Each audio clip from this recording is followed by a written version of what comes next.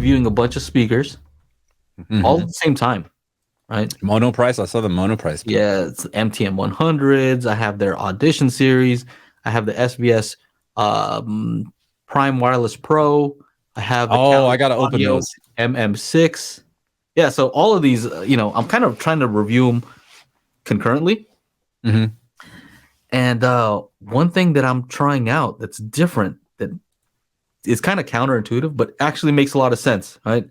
Here's one of those things, where there's like the science part, like the science folks, and then there's like real world, real life, Real life versus science. Yeah. And so here's the typical thinking. I wish Aaron was here because he does it the science way.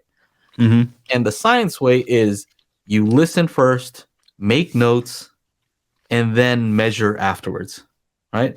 And the thinking behind that is you don't want the measurements to skew, to influence, what you're hearing, what you're thinking, right? And that kind of makes sense, right?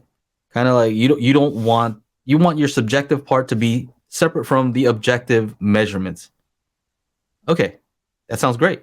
That makes sense, right, Chana? Now here's the problem in real world, reviewing, because that was the way that I've always done it before. But this time I said, you know what? Let me try it a different way. Let me just flip that for a second and see what happens if I measure first and then listen. Now all the guys who are into this are going to say, no, that's totally the wrong way. That's not the proper way to do things. Okay, that's what I thought too, right? But here's what happened when I flipped it the other way, where I just measured first and listened second. The measurements don't really affect what I'm hearing because first of all, I forget, right? If I'm doing all these speakers, I don't remember which one measures which way, right?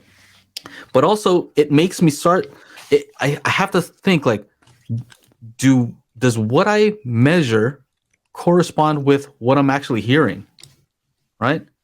Like a lot of times I'll see an issue there in the measurement, and then when I go to listen, I'm like, oh, I don't really hear that. So does it matter? I don't know. I don't hear that. I mean, a lot of it is, it's like, are those measurements, are you actually going to hear that dip, that 2 dB dip, the dip or the peak, whatever it is? If you're going to hear that like anomaly, like in what content if it's in like regular like movie TVs, chances are you probably won't see or notice a dip like that. If you're doing like test tones and stuff, I can understand. Maybe.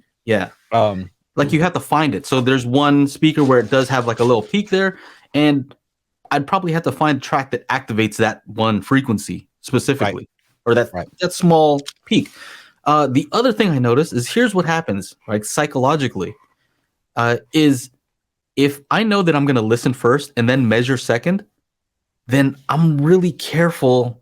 I want to make sure that I don't say anything stupid, because then the measurement's going to make me look stupid. You look dumb. You hear what I'm saying? If I listen and I say, hey, you know what? This sounds like it has a very neutral response, and I go to measure it and it has a totally different response, that's not a measurement of the speaker. It's more like indicative of how good I am as a reviewer. So if my listening says, oh yeah, it sounds really accurate to me, and the measurement says otherwise, it's like, oh, don't trust this guy. He doesn't know what he's talking about. You know what I'm saying? Yeah. So it's kind of weird where the measurement becomes more a test of how good are your ears instead of how good are the actual speakers, right? So here's why the other way makes sense, right? To me. Which is the other way? To measure first? To measure first and listen second. Here's an argument, okay? Here's an argument for that method, and that is this. When you guys go to buy something on a website, you're hoping that they have measurements, right? But you are also looking at measurements first and then listening second, right? So it kind of makes sense for me to go through the same process of seeing the measurement first and then seeing if what I hear corresponds to what the measurements say, right? So I think that, I don't know, it's a different way of doing it. And yeah, I know a lot of people would say, hey, you're going to be biased. You're going to be biased. And I think that listening first, there's a there is some sort of bias that's unspoken of, and that is that you're going to be super careful not to say anything silly, because the measurement is going to make it seem like you don't know what you're talking about if you say one thing and the measurement says something else. So, what do you think about that? Any thoughts on that? Well, I know. I'm not a huge fan of measurements, not like Joe is, right? This guy over here, this guy is measurement dude, right? This is guy king of measurements, right? Mhm. AKA the mad scientist as well. All right, so basically, and this is why I totally cracked up, or we didn't crack up. Elon and I just looked at each other because in the Dragon demo at Nakamichi, guess what song he played? Hotel California. Of course, yeah. From Hell Freezes Over. We had just been talking about it. So, I would just listen, but I listen to certain tracks, right? And Joe, you already know these tracks, right? I'm gonna play what is it? I'm gonna play that Hell Freezes Over, Hotel California. I'm gonna play the Florence and the Machine. Excuse me. And just listen to see if there's like that, 2K to 4K boost in the speaker. If that's not there, okay, cool. Let's listen a little bit longer. And you know what was really funny? My wife was watching, because I'm doing a lot of this work for the spatial audio calibration toolkit on the dining table, right? I have both computers set up and I'm just kind of like making files and making Atmos and chugging through. And she's like watching some reality show and she's like, this lady's voice is very annoying. And so I'm like, oh yeah, I bet you anything. Or her voice range is like between like 2,000 and 4,000 hertz.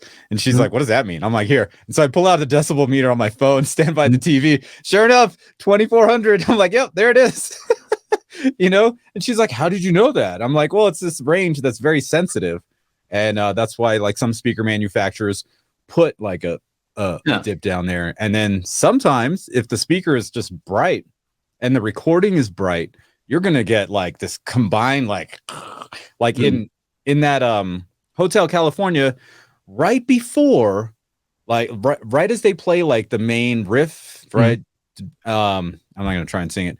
The crowd roars, and if that speaker has like a boost, that thing gets really piercy and kind of like attacking me a little bit. So and there's a guy who whistles in the front. You notice that? Yeah. Oh yeah. So like, for me, it's always like listening for those things and then just kind of figuring out what the bass is doing. My room upstairs isn't the greatest. So let's see, what you adding said a measurement is exactly what I'm talking about when you said, oh, like I can tell where her voice was, right? Where? That's like, look at, I'm as good as the mic. Oh, I don't know about that. You know what I'm saying though? It's like I can detect, and let me prove it to you, right? It becomes that game of I hear it. Now let me show you how good my ears are. You see what I'm saying? Like you're proving how good your ears are by showing the measurement. And I think that's kind of a game that happens with me, right? With me, I can say, hey, look, I heard this in the measurement. I heard this when I was listening, and the measurement proves exactly what I said. Yeah, I mean, yeah, great, good for me. You know what I mean? I don't know. Measurements solidify confirmation bias. Yeah, so that's the thing about it also is you can use measurements to prove your way. Oh, see, I told you it was like this. The measurements show that. But there's a lot of things. Boom. Yeah. It depends on what you emphasize also. So, example, when I listened to some speakers that didn't measure perfectly, right? But I went to listen to them, what I noticed was like, man, the imaging is so ridiculously good on these. I forgot about the tonality. It kind of made me forget that the tonality wasn't perfect because I was so amazed by the imaging.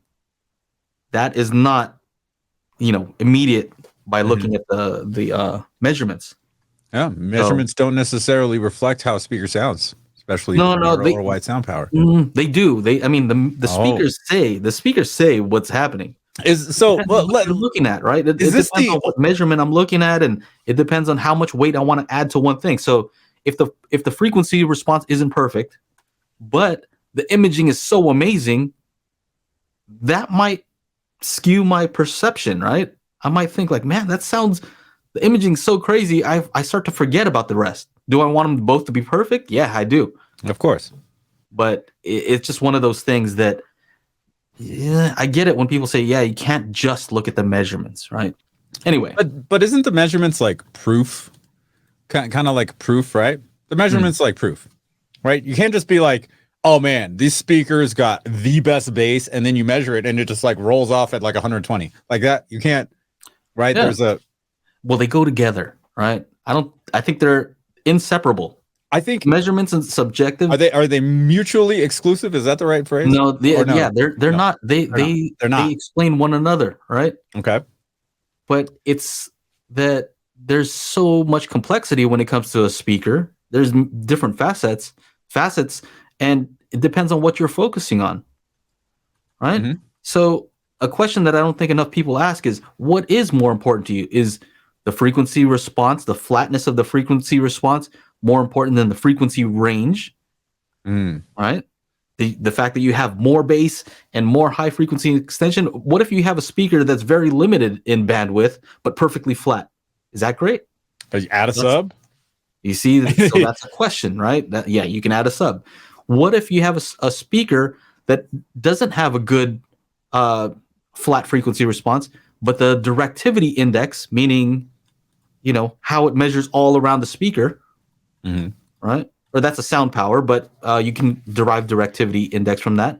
But if that's really smooth, then it's a very EQable speaker, and it's one where you can move around, and the reflections sound more similar to the direct speaker. Like, I think these more important THX monolith satellite speakers measure better than the focals I have upstairs. But the focals fucking look great. They look great, and they take the EQ very well. And when you did Magic Beans on them, man, it's like a whole new speaker.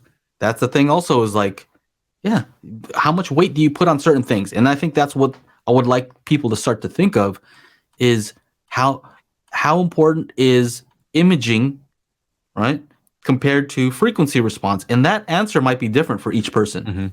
Yep. Right. Might be.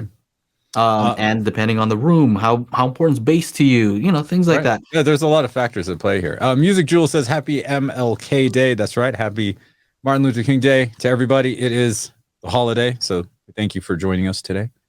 I think it's 2023, and I think it's time for proof. You want to talk about a chocolatey bottom end? Prove it. You want to talk about like you hearing angels in the sparklies and the highs? Prove it. I want to hear angels. You tell me, how do we prove this angels exist? Right? Yeah, I want proof. It's 2023. Don't be like, oh, well, yeah, this guy said it sounded great. It was the best thing ever. They were fantastic, right? Phenomenal. Yeah. Whatever.